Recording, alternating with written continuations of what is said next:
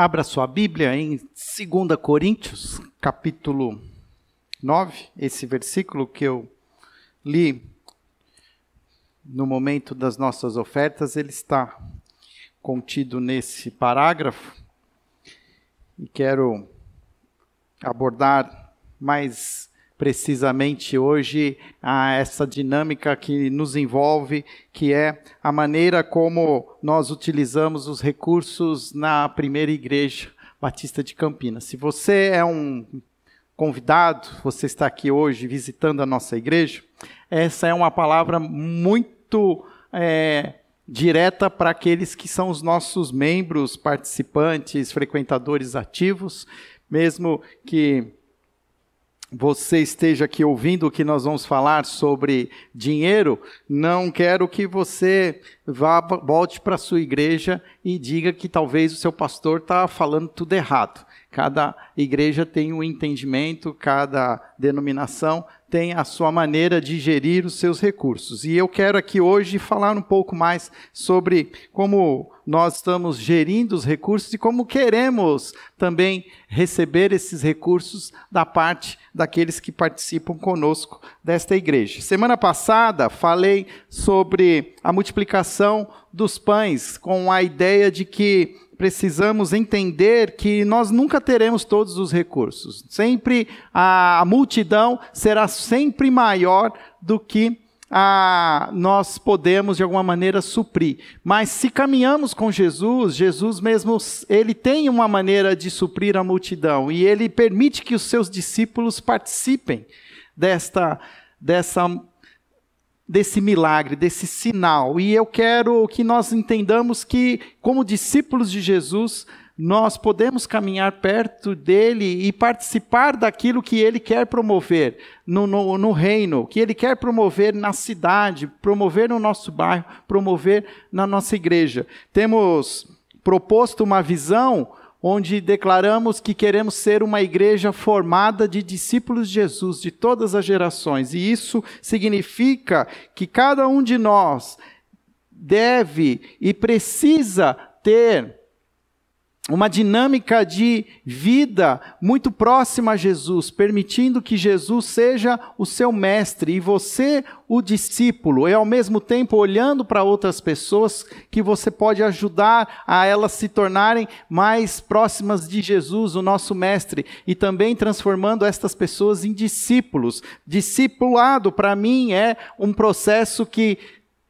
traz a pessoa da descrença para a crença. Quem já é um crente, que passa então da crença para a maturidade. E aquele que já é maduro, que então transforme-se pelo discipulado da maturidade para um líder. Então, ou seja, o discipulado ele nunca termina. O discipulado ele tem um começo, mas ele não tem um fim. Ele só terminará quando Jesus voltar e dizer, chega, acabou. Até lá, todos nós podemos caminhar com Jesus e aprimorar a nossa própria vida, o nosso próprio chamado. E isso, para mim, faz com que nós olhemos para as famílias com um carinho muito especial, onde nós queremos ajudar as famílias a ter essa renovação espiritual, esse despertamento. Quantos de nós hoje não oramos de joelhos pelos nossos filhos, pelos nossos cônjuges? Nós estamos sempre de alguma maneira, buscando estarmos como família debaixo dos propósitos de Deus. Quantos casamentos já não foram hoje destruídos pela nossa própria falta de habilidade em permanecer casado, mas nós entendemos que há um caminho que Deus deseja para as famílias, e hoje nós temos tantas famílias, conversando essa semana sobre um modelo de família, e nós vamos ter que aprender de alguma maneira, entender esses novos dilemas e darmos uma resposta a partir do Evangelho, para que todos possam também pertencer à família de Deus. E, por último, repartir o amor com a cidade. Saber que existe uma cidade que precisa ser amada. Lembro sempre do último versículo do livro de Jonas, onde Deus deixa uma pergunta que não tem resposta para Jonas. Depois de tudo aquilo que acontece, Jonas ainda todo irritadinho, todo pistola, né, como diz aí a molecada, Deus fala assim para Jonas: não deveria eu ter misericórdia dessa grande cidade? A pergunta é para nós hoje também. Deus não está hoje nos fazendo a pergunta: não deveria eu ter misericórdia dessa grande cidade, dessa região metropolitana de Campinas? E aí a gente olha, e como a gente pode fazer algo? Há tantas carências, mas entendo que quando nós olhamos para Jesus, caminhamos perto dele, ele nos dá a direção, ele nos dá o caminho. E uma coisa que para nós vai sempre ser um momento, um assunto que cada vez mais é algo que gera polêmica, gera discordância, é a questão desses recursos, esses recursos que Jesus nos pede. Quando falamos da multiplicação dos pães, é interessante que, se você estava aqui semana passada, lendo alguns comentários, é sabido, e o texto diz que era a época da Páscoa, que então aquela multidão, provavelmente, muitos deles eram peregrinos, que já estavam caminhando em direção a Jerusalém para celebrar a Páscoa. E nenhum peregrino, ele era uma pessoa que não estava preparada. Ele tinha sim os seus recursos, ele tinha os seus mantimentos, mas provavelmente, vendo toda aquela multidão, cada um ficou quietinho, ninguém quis repartir. E somente um jovem que, talvez na sua inocência, quando foi perguntado: você tem alguma coisa? Ele falou: tenho. E Jesus usou aquilo que o jovem tinha. E naquela multiplicação, eu entendo que muitas pessoas, olhando, começaram então a repartir também o que tinham. E isso não minimiza o milagre, para mim isso potencializa o milagre. Porque isso me mostra que, se todos entregarem o pouco que têm, muito se fará, a ponto de que no final os discípulos recolhem 12 cestos de pães. Fábio, por que 12? Porque eram 12 discípulos. Se fossem 16 discípulos, seriam 16 cestos. Não tenta achar significado onde não tem. Mas o fato é que se multiplica de tal maneira que os recursos excedem. E Jesus pede que os seus discípulos não desperdicem.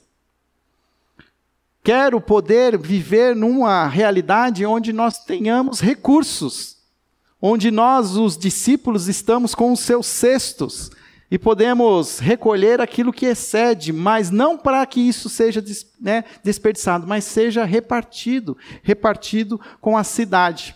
Quero ler agora com vocês 2 Coríntios, capítulo 9. Para mim, esse é um texto que me dá a diretriz de como nós devemos lidar com os recursos, como nós devemos participar com os nossos recursos em pró da nossa própria organização como igreja, como reino. E eu quero ler com você esse texto que está em 2 Coríntios, capítulo 9, a partir do verso 6. Na minha Bíblia, e assim eu chamo a esse parágrafo, é nomeado como Semeando com Generosidade. Entendo que o título para esse tempo que nós estamos aqui é este mesmo, Semeando com Generosidade. Diz assim o texto: lembre-se, aquele que semeia pouco também colherá pouco. Aquele que semeia com fartura também colherá fartamente. Cada um dê conforme determinou em seu coração, não com pesar ou por obrigação, pois Deus ama quem dá com alegria. E Deus é poderoso para fazer que lhe seja acrescentada toda a graça, para que em todas as coisas, em todo o tempo, tendo tudo o que é necessário, vocês transbordem em toda boa obra. Como está escrito: distribuiu, deu seus bens aos necessitados, a sua justiça dura para sempre. Aquele que supre a semente ao que semeia e o pão ao que come, também lhe suprirá e multiplicará a semente e fará crescer os frutos da sua justiça. Vocês serão enriquecidos de todas as formas, para que possam ser generosos em qualquer ocasião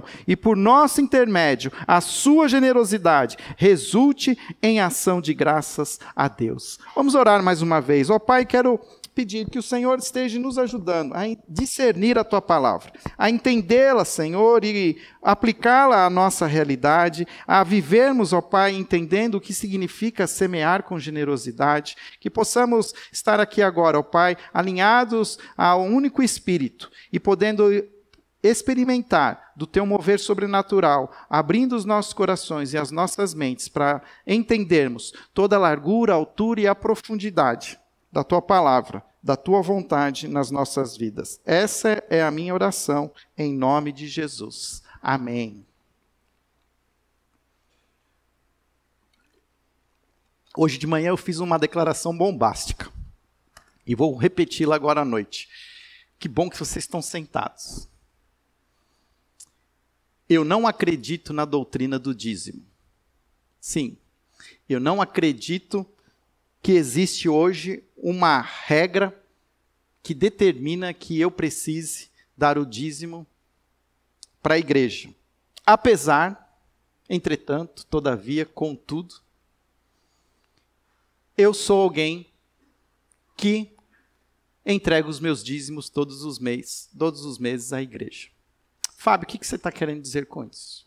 O que eu estou querendo dizer é que nós precisamos entender que o que Deus deseja de nós, nesta era que vivemos, na época da graça, que o seu evangelho é pregado, que nós vivemos agora uma nova realidade.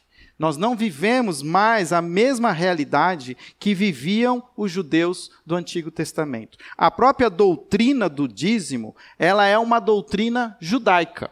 Ela é uma doutrina que é regulamentada a partir das leis passadas a Moisés. Se você quer saber mais sobre o dízimo, você pode ler Levítico capítulo 27, Números capítulo 18 e Deuteronômio capítulo 14. Você gosta de pensar, de olhar e falar sobre isso? Leia esses textos, Levítico 27, Números 18, Deuteronômio 14. Nós vamos ver ali nesse texto como Deus traz para Moisés uma regulamentação, diretrizes para que o povo de Israel se organizasse e entregasse os seus dízimos aos sacerdotes.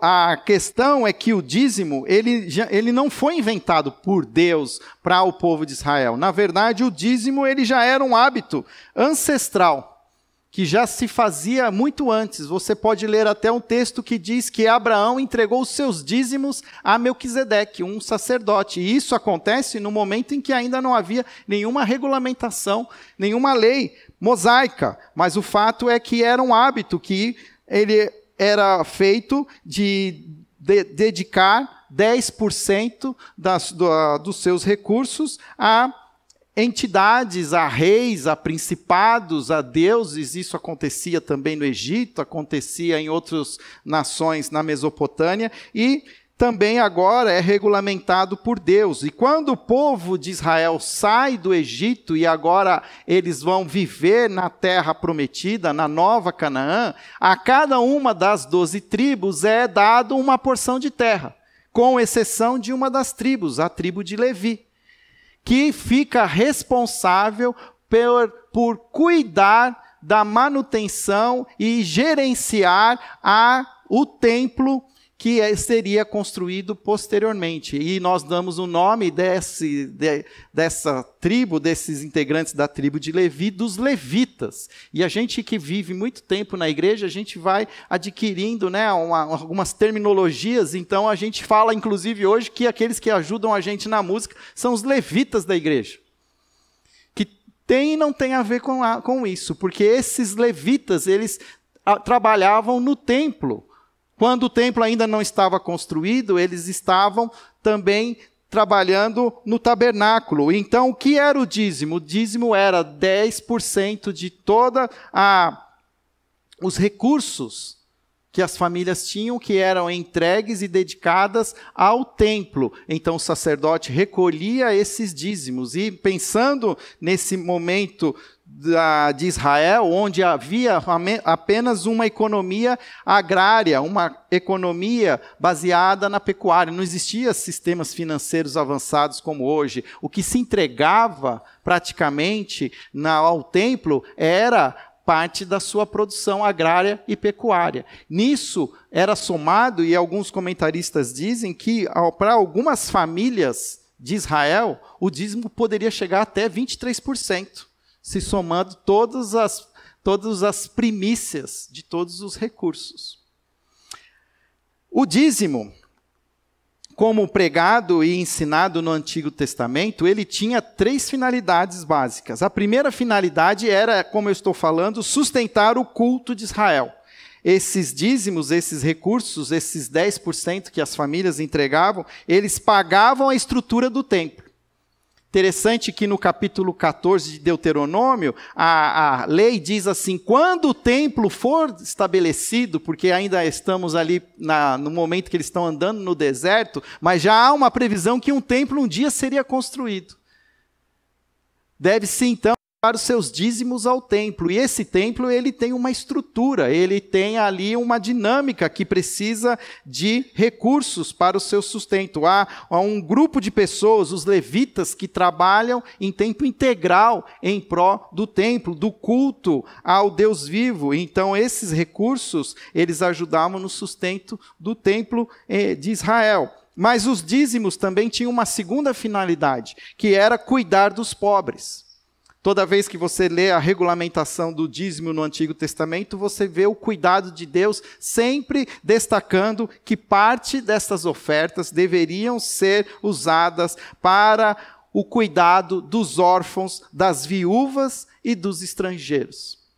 Aqueles que eram os mais pobres da sociedade de Israel, os órfãos, as viúvas e os estrangeiros, que nós poderíamos hoje contextualizar como sendo os refugiados que nós hoje conhecemos, pessoas que sem querer fazer isso, mas por necessidade, por sobrevivência, muitas vezes saem da sua terra natal por motivos de guerra, de crise econômica e vão viver uma nova vida muitas vezes sem nenhum recurso, tentando começar tudo de novo. E em Israel havia uma lei que dava acolhimento a esses refugiados. E os recursos, eles vinham dos dízimos que eram entregues no templo.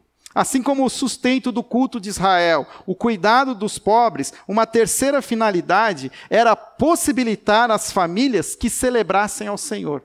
E é bonito e eu convido você essa semana a ler Deuteronômio capítulo 14. Existe ali uma determinação de que aqueles que moravam muito longe e que deveriam levar parte do seu sustento, dos seus recursos, seja ele a parte da colheita ou parte do rebanho, como a 10ª parte. Se esse templo fosse estabelecido num lugar muito distante, aí a lei diz assim, então venda onde você está e compre prata. E leve a prata, não leve o rebanho, não leve a colheita, mas leve a prata. E quando chegar lá, parte desse recurso, você vai comprar comida. Você vai comprar bebida, e ele coloca na regra, inclusive bebida fermentada. E vai celebrar com as outras pessoas a prosperidade que o Senhor tem dado. Vai celebrar de maneira a agradecer a Deus por Ele ter sido um Deus fiel e cuidar de todos vocês. Ou seja, é interessante que parte do dízimo deveria ser usado para fazer festa. Para se gastar mesmo, para se gastar com comida, para que todos pudessem celebrar. E sem economias, porque era para que esse dízimo também fosse suficiente para que todos pudessem se alegrar no Senhor. Jesus, no capítulo 23 de Mateus, Jesus ele cita o dízimo. Ele fala do dízimo, mas ele fala de uma maneira um tanto quanto contestadora, uma maneira até de confrontação. Ele está já nos últimos dias, já confrontando o legalismo dos líderes, a ponto de que ele fala no versículo 23, que aflição os espera, mestres da lei e fariseus, hipócritas. Tenham cuidado de dar o dízimo da hortelã, do endro e do cominho, mas negligenciam os aspectos mais importantes da lei: justiça, misericórdia e fé. Sim, vocês deveriam fazer essas coisas, mas sem descuidar das mais importantes. Alguns pastores usam até esse texto para dizer que Jesus defende o dízimo. Mas o contexto está nos mostrando que Jesus ele não está defendendo o dízimo e nem condenando o dízimo. Ele está, de alguma maneira, confrontando a atitude daqueles líderes que se apegavam às regras do dízimo e davam o dízimo do cominho, da hortelã e do endro, ou seja, das pequenas ervas. Ou seja, eles tinham uma tal preciosismo que tinham que dar o dízimo de tudo, que até das pequenas ervinhas, da horta, eles davam os 10%. E Jesus condena: vocês são tão preciosistas no dízimo, mas por que vocês não têm esse mesmo preciosismo com a fé, com a justiça e a misericórdia? Jesus está, de alguma maneira, confrontando esse legalismo. O fato é que nós não vamos ver no Novo Testamento, em nenhum momento, seja os discípulos de Jesus, seja os apóstolos, dando alguma regra para as igrejas de que elas precisam entregar os seus dízimos. E isto tem uma realidade porque o que vai acontecer, Jesus mesmo ele profetiza que o templo seria destruído. Antes mesmo de morrer, ele diz: esse templo será destruído, em 3 dias ele será reconstruído. E João até faz um parênteses que ele diz assim: Jesus se referia ao seu próprio corpo. De certa maneira, o templo, aquele templo que é conhecido de Salomão, ele é reconstruído por Herodes. E depois, 300 anos depois, Roma, numa invasão destrutiva, derruba o templo, que até hoje está em ruínas, existindo apenas em Jerusalém, se você teve a oportunidade de ir, um muro chamado do Muro das Lamentações, que é exatamente por isso que tem esse nome, onde os judeus lamentam por ter o seu templo derrubado. E a partir daí, não tendo mais templo, não é mais possível prestar culto ao Deus no templo. Não há mais por que subsidiar algo que não existe mais. Não existe por que, então, entregar os seus dízimos para sustentar o culto de Israel, pois esse culto não pode mais acontecer.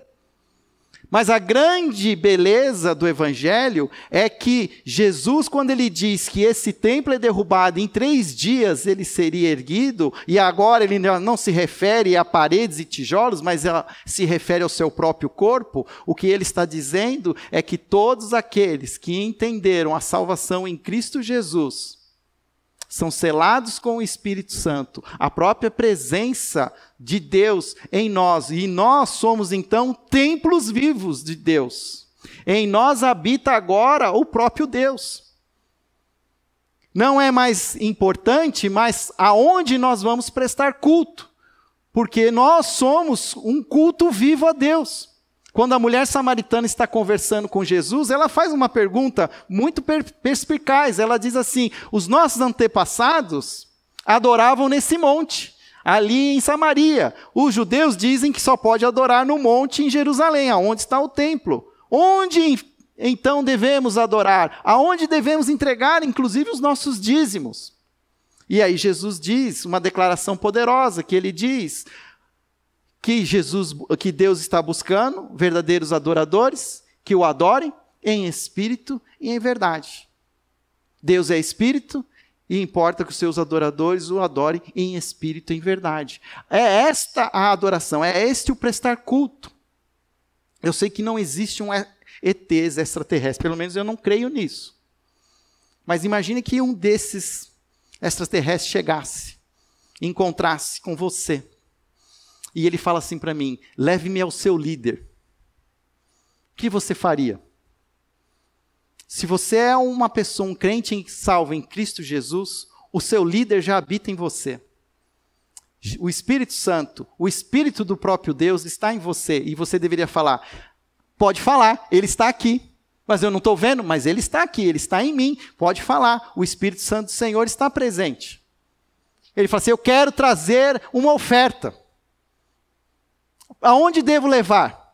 Aí, se você é um discípulo salvo em Cristo Jesus, você vai dizer: não tem aonde levar, porque não tem um templo. O templo sou eu mesmo, ele habita em mim, e eu não preciso de ofertas. Você pode usar, e que aí a pessoa, ele pode falar: mas aonde nós vou usar, posso gastar esse recurso? Você vai dizer: distribui aos pobres, entregue para não sei quem, doe lá para o semear, faça boas ações, seja generoso. O problema é que 2020 anos depois, nós regredimos nessa liberdade que foi nos dada com o Evangelho. Nós criamos estruturas novamente. Nós reconstruímos templos. Não existe somente um templo só de Salomão em São Paulo. Existem muitos outros templos de Salomão em muitos lugares. Aqui mesmo em Campinas. Aqui mesmo pode ser um templo, perigosamente, sendo denominado como templo. E nós precisamos aprender que existe sim, hoje, líderes que exigem o dízimo, porque precisam subsidiar os templos. O que eu quero que nós entendamos é que Jesus nos deu agora a oportunidade de extrapolar o dízimo. Qual é a grande armadilha que o dízimo traz para nós hoje? É limitar a nossa generosidade. Porque eu posso hoje entender que o dízimo é a minha oferta, padrão. Mas qualquer outra necessidade, eu vou dizer assim, não, eu já dei meu dízimo, se vira com o meu dízimo. O resto é meu. E não é isso que Paulo agora está ensinando à igreja. Ele diz lá no versículo 6, a igreja em Corinto, lembre-se que aquele que semeia pouco também colherá pouco. Aquele que semeia com fartura também colherá fartamente. Gosto da maneira como Paulo ele ilustra essa realidade espiritual através da lavoura, de você semear, que os seus recursos, o seu dinheiro, eles são vistos por Deus como sementes que podem ser plantadas, podem ser semeadas. E aquele que semear muito, colherá muito. Quem semear pouco, colherá pouco. Ele diz, cada um, então, precisa avaliar o seu próprio coração. E ele diz no versículo 7, cada um dê conforme determinou em seu coração. Não com pesar ou por obrigação, pois Deus ama quem dá com alegria. A grande regra para nós, igreja, que vive o Evangelho, é não responder, de uma maneira diferente. Muitos de vocês às vezes perguntam, quanto que deve ser o dízimo? E a pergunta que eu faço é, como eu posso amar a Deus colocando os meus recursos, os meus talentos, o meu compromisso à disposição dele?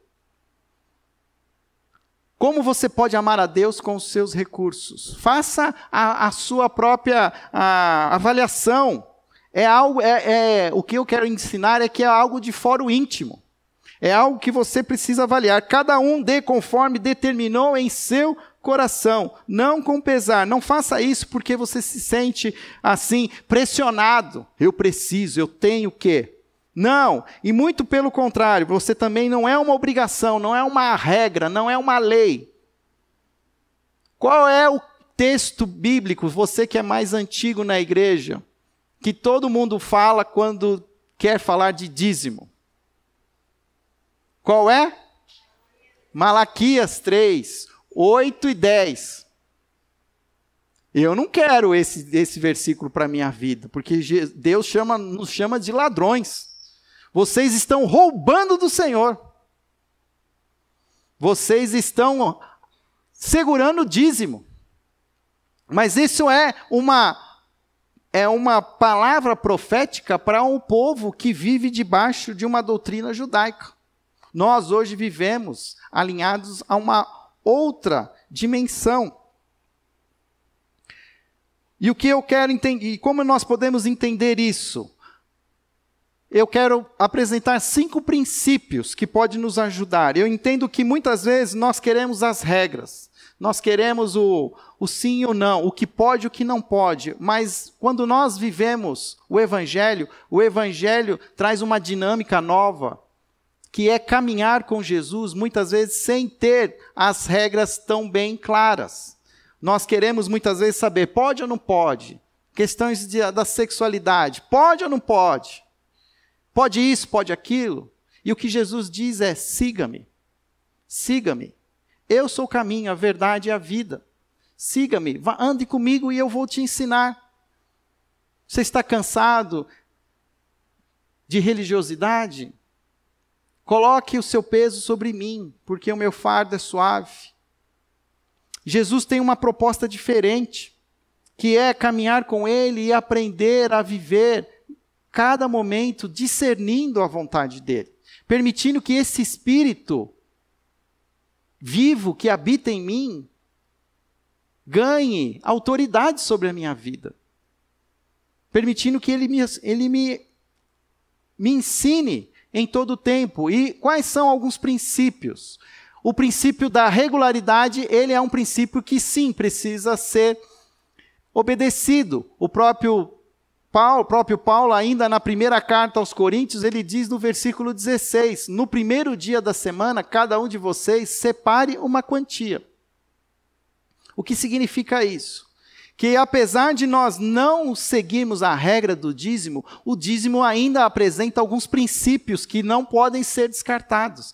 Qual princípio é esse? O princípio da regularidade. Que assim como a igreja hoje, regularmente ela precisa pagar com seus compromissos, então aqueles que são membros dessa igreja e que frequentam esse lugar e são abençoados por esse lugar precisam entender que regularmente precisam também disponibilizar os seus recursos, as suas ofertas, para que a nossa estrutura seja subsidiada. Você gosta do ar-condicionado? Você gosta da energia elétrica? Você gosta do estacionamento? Isso tem um preço.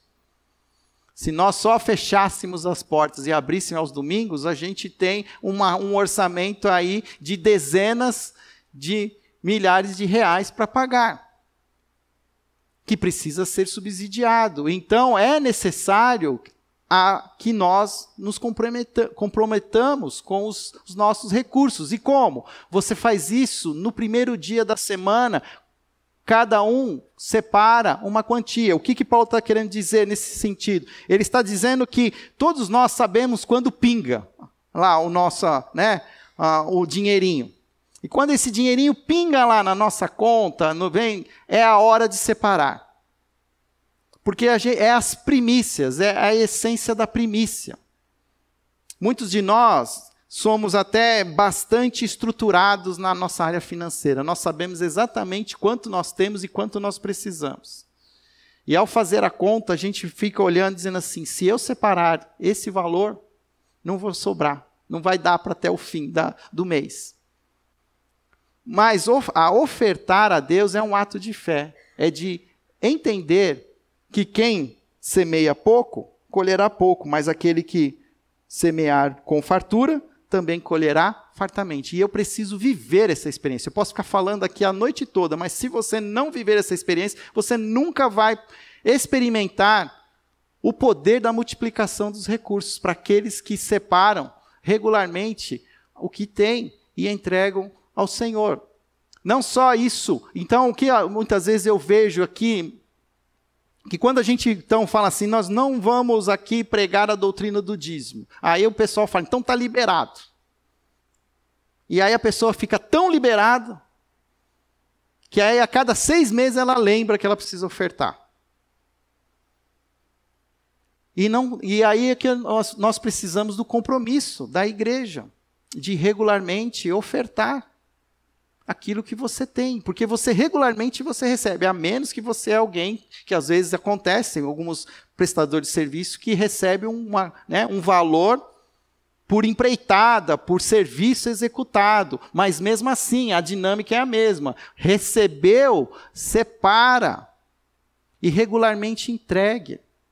Um segundo princípio é, então, essa questão da proporcionalidade, dar proporcionalmente. No primeiro dia da semana, cada um de vocês separe uma quantia de acordo com a sua renda. A pergunta que muitos hoje fazem é assim, quanto que é o dízimo? É do bruto ou é do líquido? Eu não vou responder isso para você. Porque se você está querendo saber isso, é porque você ainda é um legalista. Porque você não está entendendo o que Paulo está ensinando, que é para você separar aquilo que está no seu coração. Não importa se é do bruto, se é do líquido. Não importa, importa é que você separe um valor de acordo com a sua renda. Você lembra que eu falei no início que eu não acredito na doutrina do dízimo, mas eu dou o dízimo. O que eu quero dizer com isso? Que 10% é um excelente ponto de partida para você considerar.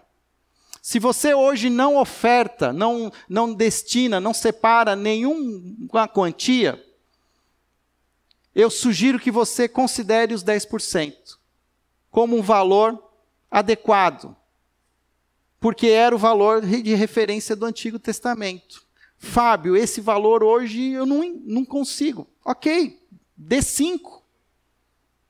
Mas eu sei que também alguns podem dar 20, pode dar 50.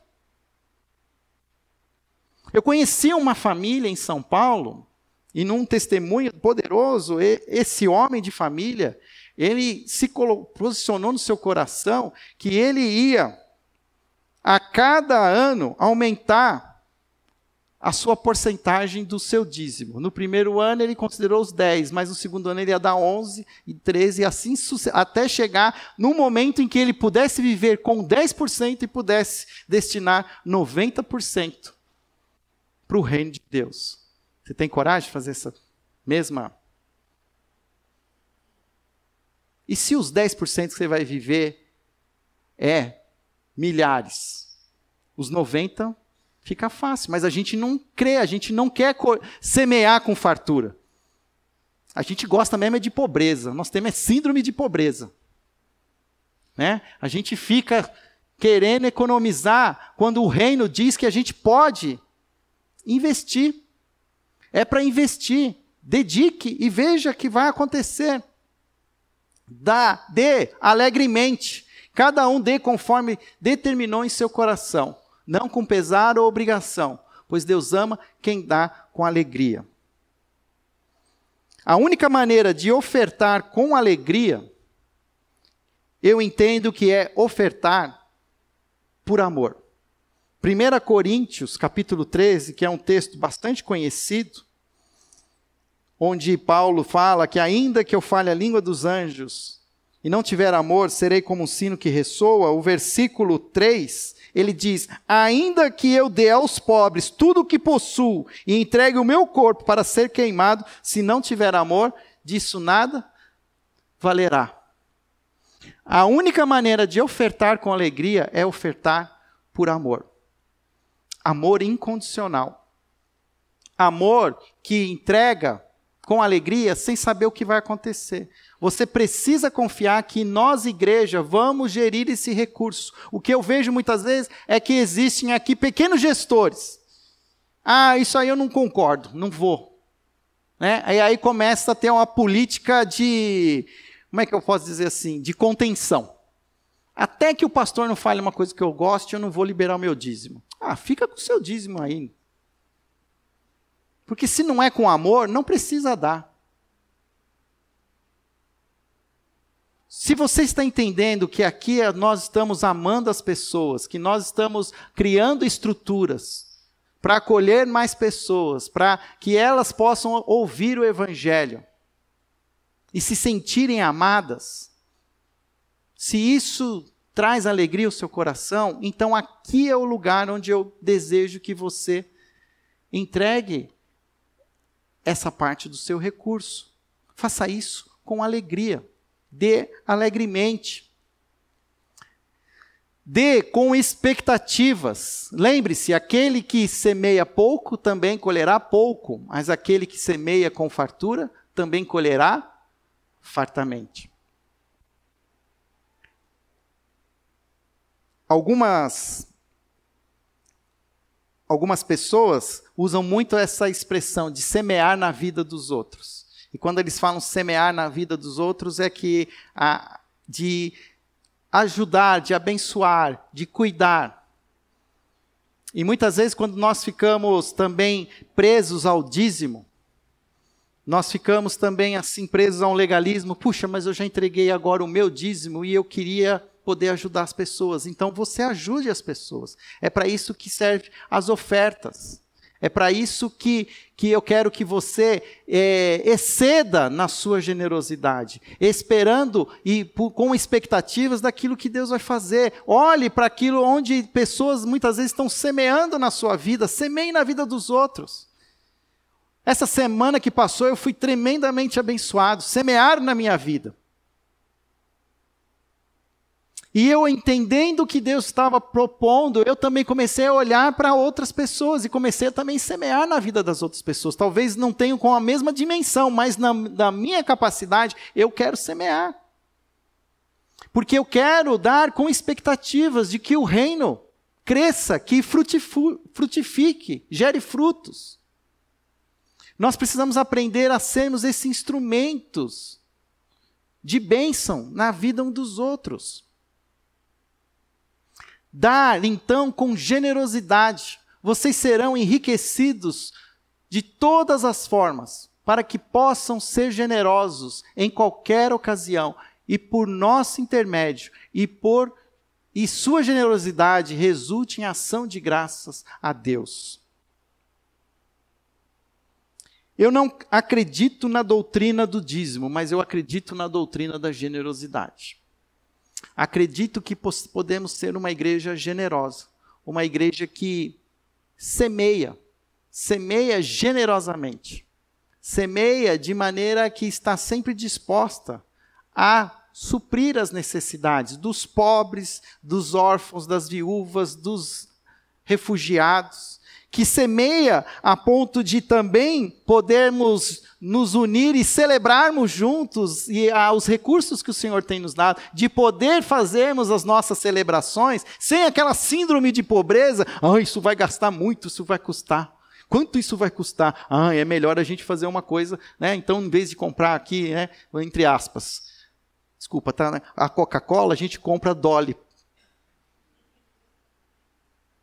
Que a gente pode celebrar com o bom e do melhor que Deus tem nos dado. Porque estamos sendo generosos, todos estão contribuindo. Ao mesmo tempo, generosamente, também vamos suprir a estrutura que nós temos hoje. Hoje de manhã compartilhei, nós vamos ter um desafio futuro. Desde a minha chegada, nós não temos hoje um patrimônio regularizado.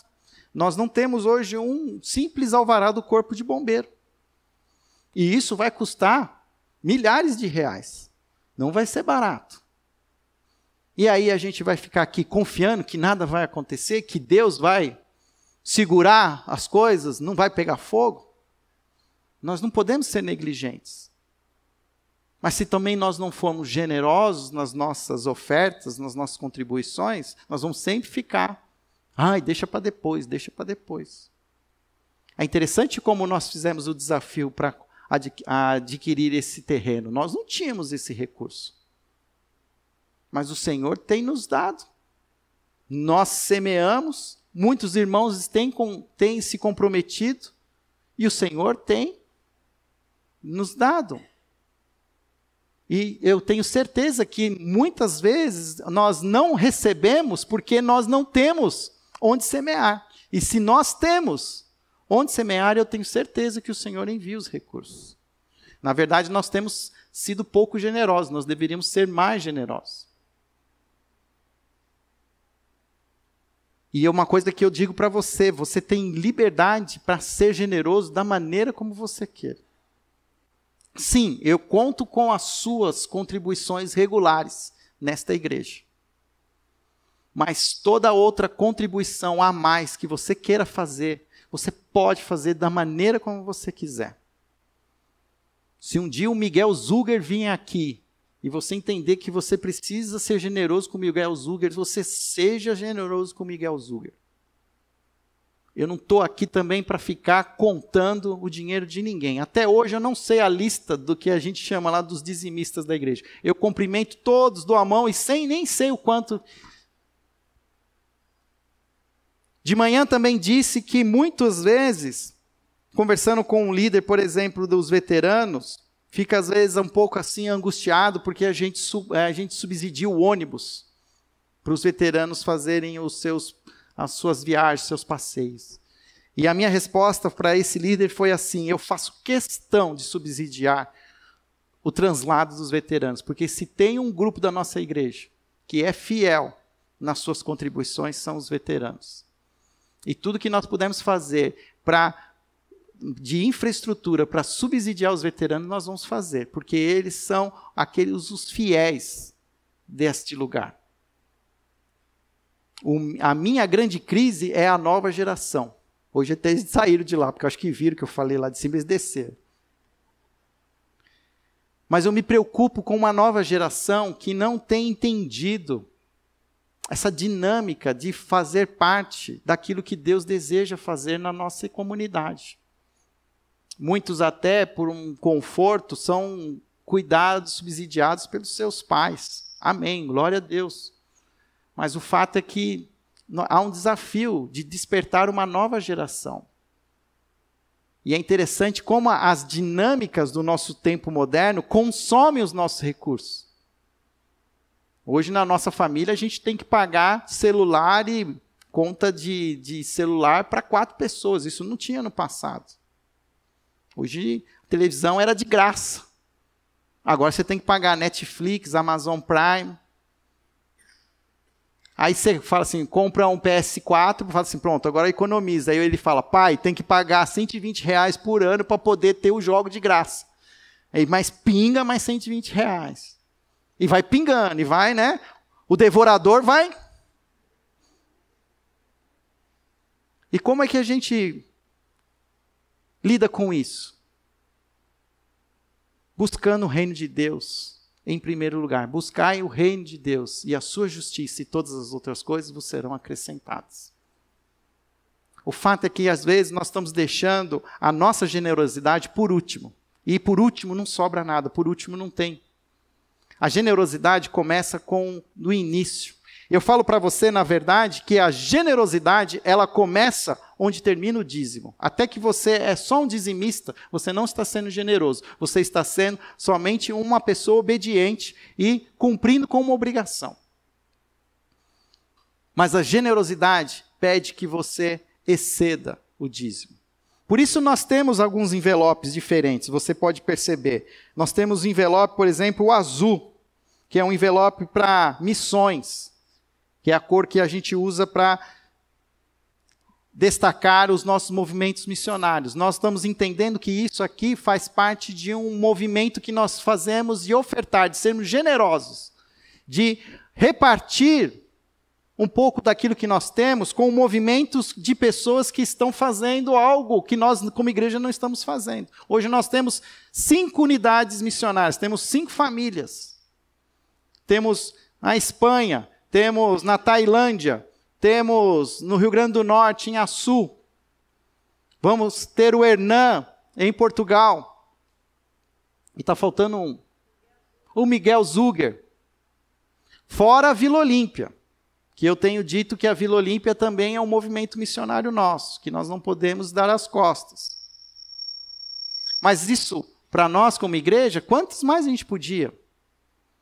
Nós criamos hoje uma política missionária que nós queremos nos envolver com movimentos missionários com povos não alcançados. Só no Brasil nós temos 8 povos não alcançados, fora os povos no mundo todo. E nós, é lógico, não vamos poder participar com todos, mas podemos participar com alguma coisa a mais. Ainda participamos de uma maneira muito pouca, mas para isso nós precisamos da generosidade. Quando a gente destaca um envelope esse vermelho, que a gente fala de ofertas especiais, hoje essas ofertas especiais, elas são direcionadas para o subsídio do terreno. Mas, sinceramente, eu queria que esse nosso orçamento já pudesse ser suficiente para suprir a demanda do terreno e a gente pudesse fazer ofertas especiais para outras necessidades. Não ficasse apegado só ao terreno, porque lá vão ter 50 parcelas ainda. Não vão ficar 50 meses limitados? Eu não vejo que Deus é um Deus limitado. Mas precisamos estar dispostos. E esse é o envelope que vocês conhecem, o envelope amarelo, que a gente ainda chama de dízimos e ofertas. Talvez no próximo a gente vai diminuir o tamanho da palavra dízimo, né? Põe ele pequenininho e põe ofertas maior. Mas você entende que quando você destina o seu recurso nesse envelope, ele está sendo considerado como a sua oferta regular, aquela que você regularmente separa, proporcionalmente, de maneira fiel, você tem entregue para nós com amor e generosidade, para que nós possamos subsidiar as demandas da igreja. Em alguns momentos, nós vamos ter que fazer alguns desafios especiais. Muitas vezes, existem alguns movimentos que surgem e não tem orçamento, mas nós não vamos deixar de fazer porque não temos orçamento. Vamos agora, próximo domingo, mobilizar a juventude para um movimento na Vila Olímpia. Mas isso tem um custo de comida, de subsidiar ali, e vai ter um custo. E está se cobrando R$180. E aí a gente começa a ver assim, né, o valor que a igreja dá para as coisas. R$180 acha caro. Aí vem o show aí de um pop qualquer, custa 360, você paga e parcela no cartão. Já falei isso e vou repetir. Todos nós temos os nossos boletos para pagar. Todos temos nossos carnês, os nossos financiamentos. Mas eu estou para ver ainda quem são aqueles que têm os seus carnês de missões, têm os seus boletos de subsídio às organizações beneficentes, onde nós estamos também investindo parte dos nossos recursos.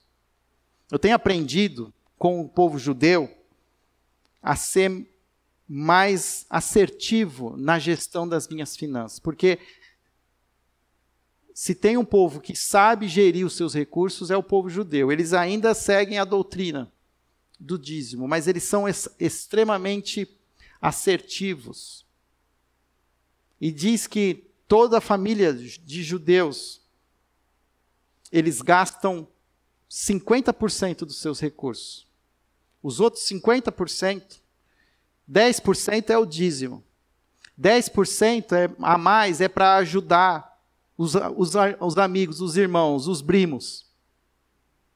20% eles fazem investimentos. Investimentos, às vezes, mais arriscados.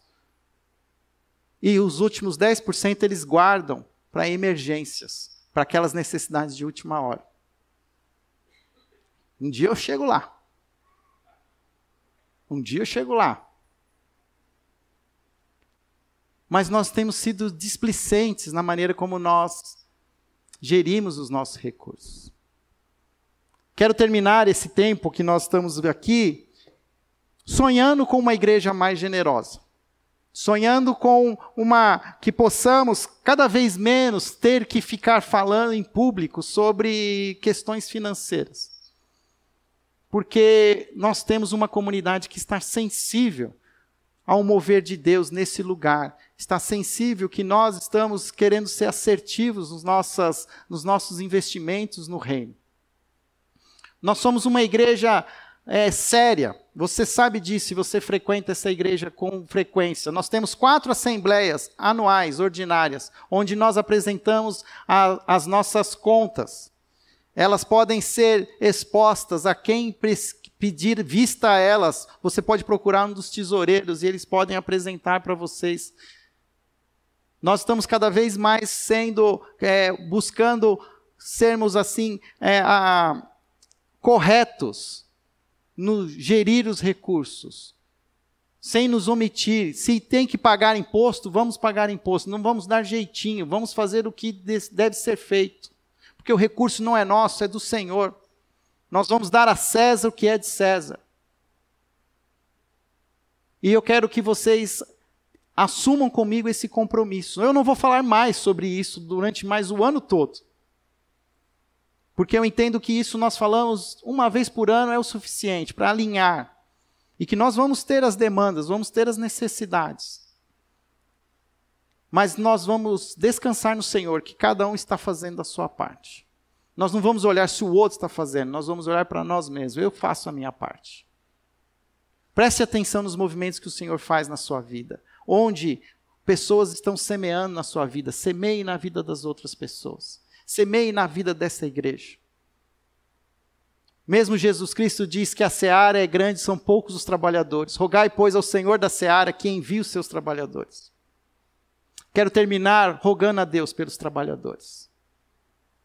Porque eu quero que essa igreja seja uma igreja que seja responsável por uma grande seara.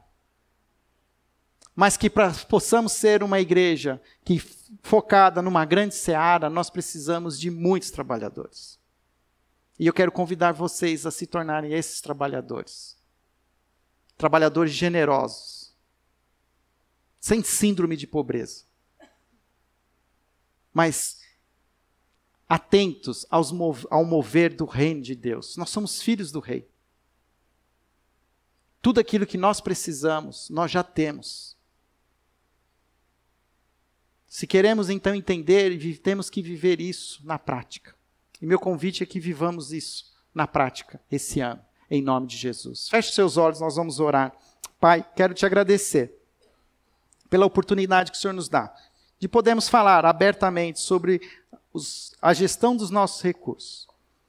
Ó Pai, temos sonhos, temos projetos, queremos, Pai, cada vez mais nos aprimorar no discipulado, queremos cada vez mais elaborar ferramentas que possam estar ajudando a restauração das famílias, mas também queremos, Senhor, amar a cidade de uma maneira que o Senhor vai nos dizer como, e sabemos que os recursos o Senhor proverá.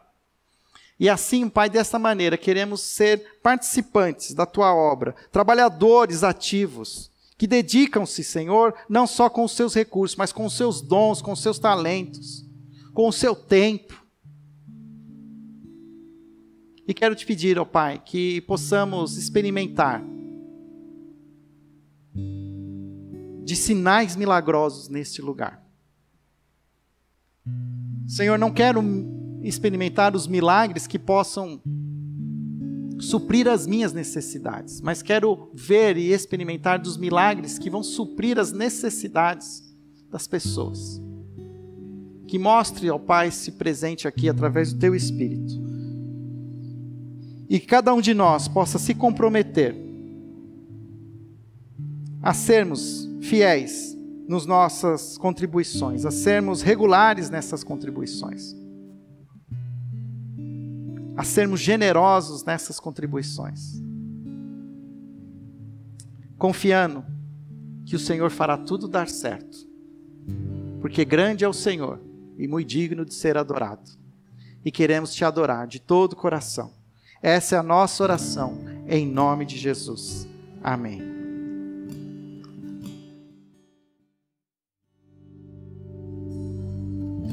Que toda a nossa vida seja uma expressão do nosso culto ao Senhor. Que todo o nosso ser, nossos pensamentos, nossas ações sejam dedicadas ao Senhor. E que os nossos recursos também sejam um testemunho vivo da maneira como estamos adorando ao Senhor. Que essa semana seja uma semana onde possamos refletir sobre aonde estamos investindo. Eu acredito que nós somos generosos, mas talvez a nossa generosidade está sendo semeada em campos errados, em campos que não são os campos férteis que o Senhor tem preparado. Que possamos estar mais sensíveis aos campos que o Senhor está preparando, que possamos ser os trabalhadores que vão semear esses campos, em nome de Jesus.